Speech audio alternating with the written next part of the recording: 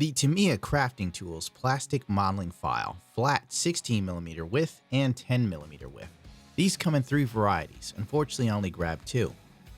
Seeing as to they're fairly expensive, if memory serves me correctly, I think one of these files ran me over $20. Let's double check, shall we? The 10mm file ran me $20, $19.99, and the 16mm ran me $22.01. So these are actually quite expensive.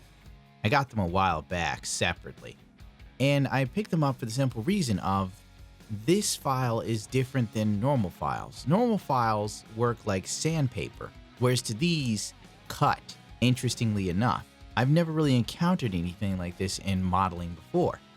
Thus, I found them very interesting. So I decided to take the plunge.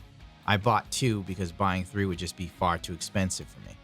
The files work by pushing away from yourself, like you're pushing towards. If you pull back, it won't file anything. So theoretically, I guess you could file forward, drive back, file forward, kind of like a saw almost. I don't know if this has any adverse effects. To be very simple and blunt with these, I like them. They're straightforward, very simple. You have to go gently. I would not recommend digging into the plastic because this does cut, and it will easily shave off a lot of plastic very quickly. And if you do it improperly, you will leave a divot inside of whatever you're working on. It'll be a clear cut. So if it's your goal, this is probably fantastic, really. But if not, you just end up creating more work for yourself. And in Gunpla, creating more work for yourself is the absolute last thing you want to do. From what I understand, these also work very well on resin, though I have yet to test it on resin. Okay, one is filed and one has been sandpapered. Now, to get the sandpaper one to be smooth, I have to go through numerous steps, working from 400 up to 800 grit. Whereas with the file, I just go right through it and it's done. Now, it may look a little crappy to you, but the funny thing is, it's smooth. It's very, very smooth.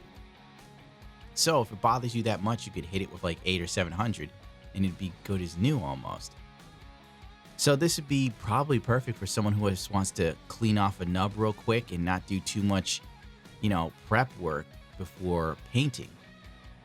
I will do some more testing with it, but frankly, so far, I've found this tool to be indispensable and use it quite frequently, rather than sanding sticks if I have the option to do so.